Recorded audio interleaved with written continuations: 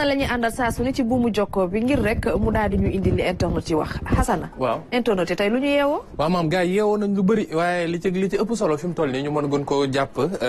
daa nekk ci mbirum match yi xam nga ñun ak Angleterre dañoo am histoire taarix mooy coupe du monde ba gars yi métti lu ko ñi demoon Qatar nag gars yi par contre métti lu ñu ko ndax nee nañ ba ñu gisee Lamine kii nu mu tuddati booy bi xam ne moom moo dóor keroog Manchester booy Thiès bi Pape Matar. waaw Pape Matar ko gisee neen mu dugg noonu tolloog man. ñu gis Bellingham dugg te Bellingham moo gën a nekk xale Pape Matar ñu gis ko mu dugg mu tolloog Tapha Tine. ci la ñu xam ne doole du benn daal mais bon. mais Hassana yaa ngi fàttaliku suñu match boobu ak Angleterre. Angleterre tey ma rey la. mais mooy ñaari booy seex yi ñoo ñu tooñ. parce que seen woy boobu war woo ko woon waay booy dañu woy boobu rek waa Angleterre. ñoo yëngal yamb yi ñoo yëngal yamb yi mais histoire boo xam ne bon il faut ñu nangu woon ne Angleterre bon ci période boobu. moom man gëmoon naa ko de gëmoon naa damay rey Angleterre. man nag gis nga ak li may bëgg Sénégal yëpp match boobu noonu wax dëgg fa ne xel bu dal laa ko seetaanee ne suñu dóoree ñu sant yàlla suñu dóoree ñun Angleterre nag ñu xam ne vraiment Aliou Cissé andi na ay bagages boobu mais vraiment donc encore Pape Thiaw coach bi ñu fàttali ne donc Sénégal dafa war a jouer ay match amicaux yu xam ne war na ko am ak Irlande le 6 juin bii nii ak beneen boo xam ne da ko war a jouer contre Angleterre ce sera le 10 juin incha allah boobu xam ne jàpp leen ne fi mu toll nii c'est déjà guichet fermé gars yi jënd nañ place yu war a am ci stade bi yëpp à Nottingham Forest foofee ci seen stade lañ koy joué mais il y a des surprises par rapport à cette liste bi xam ne Pape Thiaw le sélectionneur teg na ko parce que ki xam ne moom la ñu jàpp ne mooy staru équipe nationale bu Sénégal di Sadio Mané nekkul ci liste bi nekkul ci liste bi mu nekk loo xam ne nag ça a posé des interrogations ku nekk ak xalaatam mais rappelons que Pape Thiaw est toujours en conférence de presse et ci élément de réponse yi xam ne incha allah di ngeen ko fekk itam ci chaîne bi muy YouTube bi aussi bien itam ci suñu plateforme bi www.rts.sn lim ci joxee comme xibaar mooy c'est une décision personnelle de la part du joueur mu accepté ko décision boobu te xamal gars yi ne ce qui importe le plus c'est le collectif et collectif boobu dinañ def lu ci war ngir ñu mën ko doxal donc on a Edouard Mendy sans surprise ci camp yi Mori Diaw Yohan Diouf ñett ñi xam ne ils ont fait une saison très accomplie Kalidou Koulibaly roc de la défense Abdoulaye Seck Abdoulaye Diallo Moussa Niakhaté Ismaël Jacobs El Hadj Malick Diouf qui a été une grande révélation Antoine Mendy Idrissa Gana Gueye saison bu rëy bu mu def fële ci Everton Lamine Camara ci Rocher bu Monaco bi Habib Diarra ci Strasbourg Pathé Ciss Pape Gueye Krépin Diatta Pape Matar Sarr Mamadou Lamine Camara pour l'architecture du milieu de terrain en attaque foofu nag am nañ fa Ismaïla Sarr saison accomplie bi xam ne da ko tëj ak but sax si seen match bu mujj ñoom ak waa Liverpool Nicolas Jackson saison mitigée parce que tàmbali woon na ko bu baax ay yenn blessure ñëw yàqal ko fin de saison Abdoulaye Sima qui malgré tout avec Brest def na saison bu baax fële ci championnat de France Iliman Ndiaye son retour en Angleterre a été une bénédiction pour moom Cheikh Tidiane Sabali mi xam ne itam def na loolu baax Boulaye Ndiaye une bonne début de saison Idrissa Gueye ak Chérif Ndiaye kon nag Pape Thiaw teg na listam bi xam ne yaakaar na ci ngir ñu am équipe boo xam ne dina mën a compétitive ci kanamu waa Irlande ce sera le 6 et aussi le 10 avec l'Angleterre lépp rek ñu mën ko topp avec la RTS bi xam ne dina mën a jox lépp loo xam ne ay xibaar la ci match yooyee ak itam nañ koy mën a doxalee gars yi nag dañ leen di tooñ. mais surtout la diffusion. la diffusion mais gars yi dañ leen di tooñ mais. waaw ñooy match boobu nag moom nañ jàpp ne. image téléphone ngeen di am maa ko wax alors maam on passe à li xam ne moom la sunu mbokk yi sur les réseaux sociaux revenir par rapport ak li xam ne moom moo xew maam ñoo ngi waxum tabax tey suba ba may ñëw ci Ndiaga Ndiaye bi mu dugg bi maa ngi koy nuyu waa ji bu baax au passage waaye man damay dugg Ndiaga Ndiaye damay dugg Carapit man Tata laa dul dugg mais damay dugg Ndiaga Ndiaye damay dugg Carapit damay dugg Kalando damay yëg mën doo dugg transport damay yëg moto scooter sax yow problème de toog nga am daal waaye mën naa toog rek mën naa toog rek dëgg fa ne yàlla xam nga am na ko man mën naa toog rek mën naa toog rek man loolu rek sama problème mais waxtaan bi ci yoon bi dafa teg woon ci est-ce que kër yi nañ koy tabaxee nekk na lu jaaru yoon après suñu expert immobilier bi dina ci andi ay leeralam ak xalaatam mais ñu bëri dañoo am benn pas boo xam ne dama ko dégg mu ni gars yi léegi dañuy yaxanal lu ñu waroon def 5 dañ fay def 2 lu ñu waroon def 10 ñu def fa 3 loolu mooy tax ba li xam ne moom lañ fay war a am du dëgër nu mu war a dëgëree ndax dañ lay fondation bi lii wa ci war a nekk nga def leneen et par rapport ak li xam ne moom mooy defar kër suuf la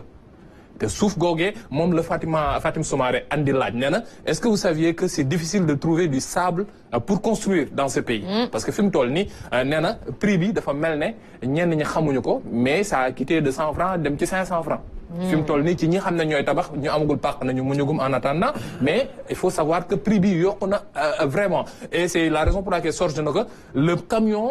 bi xam ne moom mooy 20 mètres cubes bi minimum fi mu toll nii tu débourses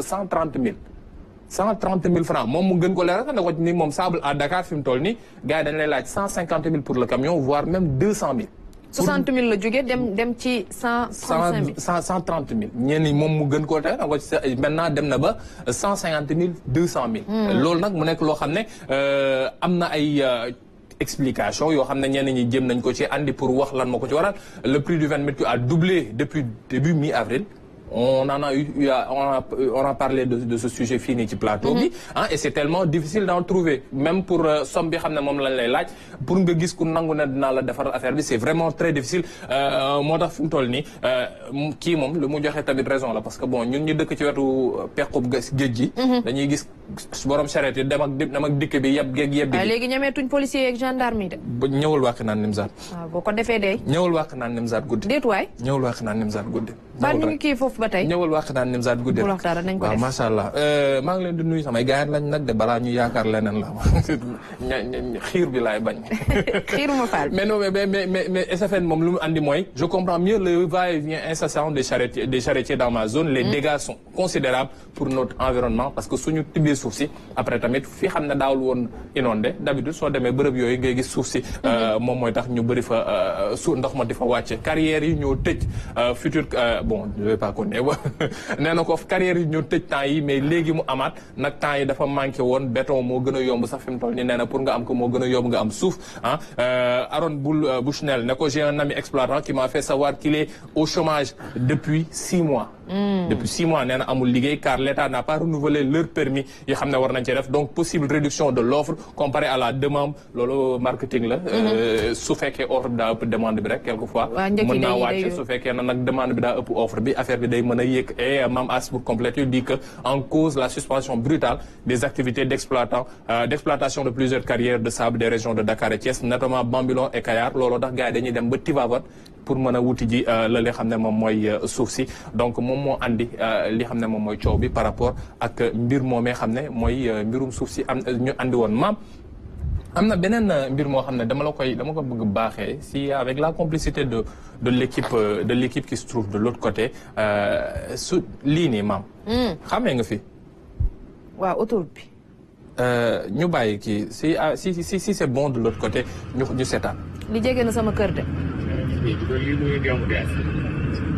day génn ci kaw tali bu benn oto freiné rek oto yi xool lii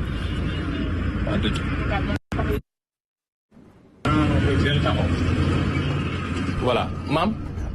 loolu li jege na sama kër de du boori Nord Foire boori Nord Foire mel na luy yëg ci pont bi xam ne moom moo lay yóbbule boori Jàmmalaay nga bëgg war a ñibbi Géejawaay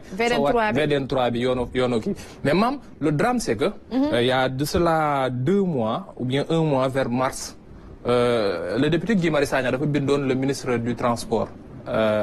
mu laaj ko ne ko ndax xam na ne li xam ne moom mooy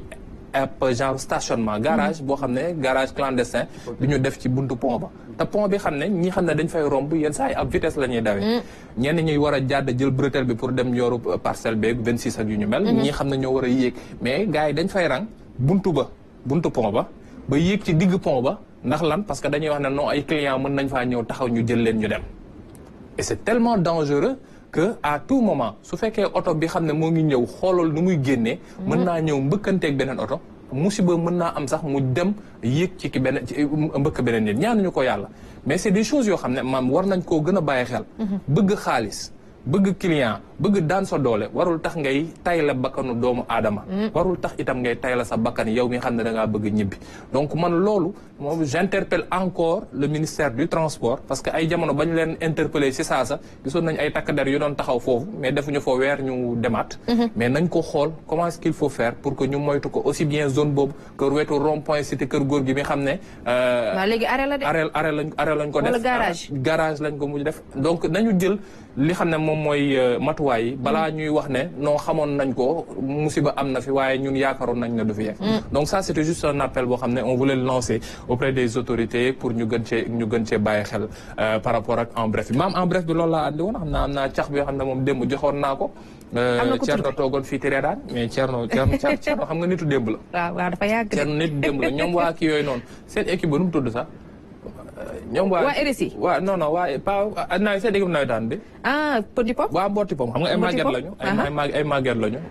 ñoom ak waa Njàccaar ak waa seen. ak Kusum ak ñeneen ay màgget ngeen. yéen ay màggetu Dakar. yaa ngi sànni xeer de. Maintenant donc par rapport ak kii kan la bi ñu joxe woon démb donc y a un ami Omar Ndongo qui est sur YouTube qui nous suit fréquemment ñu koy nuyu bu baax au passage di ko féliciter Omar Ndongo moom moo trouvé la bonne réponse il s'agit de Abdourahmane Sow ancien ministre de l'Intérieur du Sénégal et c'est effectivement le cas Abdourahmane Sow mi gane àdduna en 1942 maa ngi ko doon wax fii ci Cambérène génn àdduna en 2023 et homme politique sénégalais de premier plan administrateur formé à l'ENAM École nationale de l'administration de la magistrature mu nekk occupé plusieurs postes ministériels sous la présidence Abdou Diouf ci jamono jooje nekkoon ministre de la pêche des transports diggante 93 95 ministre de l'intérieur 95 97 ministre de l'urbanisme et de l'habitat 98 à 2000 alternance bi ñëw après l'alternance nag après la dem nekk ci biir parti démocratique sénégalais nekk sax député nekk 4e vice-président bu assemblée nationale nekkoon itam ambassadeur bu Sénégal ci Tunisie mais ici nekk itam président bu conseil d'administration des offices de l'office du lac de Guiers bi xam ne Macky Sall moom moo ko tegoon PCA ginnaaw alternance bi ni am en 2012 moo ngi génn àdduna le 15 juillet 2023 à l'âge de 81 ans fii ci Ndakaaru Ndiaye kon nag ñu ñaanal ko bu baax et wax sénégalais yi nañuy gën di gëstu suñu taarixu réew parce que c'est très important par rapport ak li fi am Jobaas dem trouvé woon nga bu baax dem Jobaas jàppoon nga ko c'est vrai mais démb Jobaas mi ngi woon ci téléphone bi de. ana karo bi nga waxoon pour 1 million d'abord. 1 million ñeem bi de fi mu toll nii Souleymane Bouba ma bloqué de Souleymane Boub de assistant laa doon tuuma non maa ko dig te dama koy def su soobee kii maye su soobee kii may maa ko dig dama koy. après tabaski may nañ la fi mu toll nii waa service commercial am na loo xam ne war nañ ñee cee andil. avant tabaski su soobee kii maye parce que on a le nom déjà am yenn mbir yu ndaw yi xam ne dañ koy yeggale rek. incha allah ko ak waa service commercial ak ñeneen ñi xam ne dinañ ñëw teral sunu millionième d'abonnés boobee incha allah. alors Mame. c'est important ñu xam Abdourahmane Sow. waaw parce que ce sont des hommes qui ont marqué l'histoire de ce beau pays. mu di le Sénégal mu occupé ay fonctions yu am solo lool. ci gouvernement yi fi jot a jàll. et puis mu nekkoon koo xamante ne donc yoroon na en quelque sorte fonctionnement wu dëkk ministre de l'intérieur c'est pas n'importe qui. te malheureusement xamuñu ko. donc ma lay jaajëfal nag ci li nga indi. mais maa la sant bu baax gërëm la xam nga ñoo newonaal comme que ñoo ngi waajal dialogue bi moom fi mu toll nii dañuy waxtaanee ñi xam ne peut-être ci fonction yi ñu jiite woon am na loo xam ne laale na. ak li xam ne mooy dalal ak doxal réew mi et c'était le cas de Abdourahmane Sow 1942 jàpp 2023 alors Mame tey keneen laa andi de. muy kan. waaw tey de keneen laa andi. kanam gi ça me dit quelque chose de. kanam gi yanji sax. waaw. ah Jobaas instant moo ngi cogité ergo sum tout cogito à son cogitatum. élève bu baccalauréat yi maa ngi leen di nuyu yaa ngi waajal bu baax a baax. waa Philo. waa Philo alors Mame kii ma leen andil tey. doomi réew mi la mais itam ci xam nga kii ma andi léegi nii. nee naa la ci jamonoy président Abdou Diouf la waaye benn ci gouvernement yi xam ne nekkoon na ci ñi xam ne ay premier ministre Abdou Diouf la ñu. moom itam ci biir ñi xam ne ba Abdou Diouf toogee bokk na ci ñi ñu njëkk a def ci biir ministère am. mu am ay ponk yu am solo yoo xam ne jiite woon na ko fa mu fàttale ne moom ab daara ju kawe boo xam ne dañ koy woowee ab école William Ponty. damay joxe lu yomb école William Ponty. ba nekk Sébikotane. fa la génnee. ab diplômé la ci école boobee moo am ay daara ay fonction ministérielle yoo xam ne dénk nañ ko ko mu nekk koo xam ne itam suñuy wax relation internationale bu Sénégal def na ci lu am solo ndax ca mbootaayu xeet ne teewal na fa Sénégal diir yu bu am solo muy Nations Unies maintenant joxe naa ñett nag bëgguma joxe ñeent waaw tey moom da ngaa yéewoon sax tey la talaata damaa joxe ñett jox naa leen ba jox leen école ba jox leen ne leen premier gouvernement Abdou Diouf léegi nag maintenant à l'aide de vos connaissances bu leen dem ChatGPT bu leen dem Google kii moom dans les normes sax école primaire jàngeen. waaw on creuse les manèges. waaw non gars yi moom dans les normes rek gars yi suñu xalaatee tuuti leçon CM1 CM2.